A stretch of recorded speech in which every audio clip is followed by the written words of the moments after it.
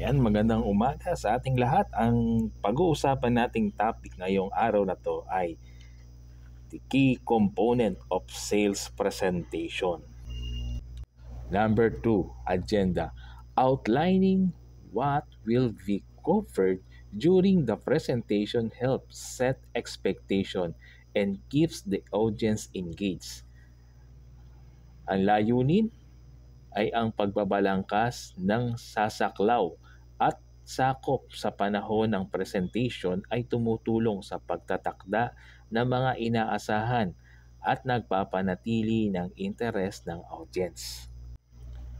A well-defined agenda outlines the structure and purpose of the presentation, providing clarity and direction for both the presenter and the audience. Ang isang tukoy at malinaw at mahusay na layunin ay naglalarawan ng maayos at matibay na balangkas para sa layunin ng presentation.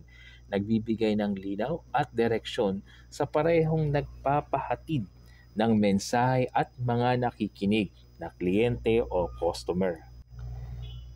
The agenda should be concise yet comprehensive, highlighting the key topics, objectives, and activities planned for the session. Ang agenda ay dapat na maikli ngunit komprehensibo, nagbibigay diin sa mga pangunahing paksa, layunin at mga aktibidad na nakatakda para sa session.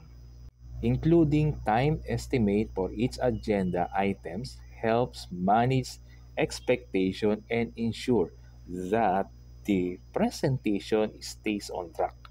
Ang pagpapakita ng mga pagtansya o paglalagay ng oras para sa bawat isa sa layunin ay nakakatulong sa pamamahala ng mga inaasahan at nagtitiyak na manatili sa tamang direksyon ang mga presentation. And number 3, need identification. Understanding the customer needs and pain points is crucial. Ang pagkilala sa mga pangangailangan, ang pag-unawa sa mga pangangailangan at mga punto ng pagdurusa at pasakit ng customer ay napakahalaga. The salesperson may ask questions to uncover challenges or opportunities where their product or service can provide value. Maaari magtanong ang mga nagbebenta upang alamin ang mga hamon o pagkakataon kung saan maaaring magbigay ng halaga ang kanilang produkto o serbisyo. Effective needs identification involves actively listening to the audience, asking insightful questions, and empathizing with their challenges and aspirations.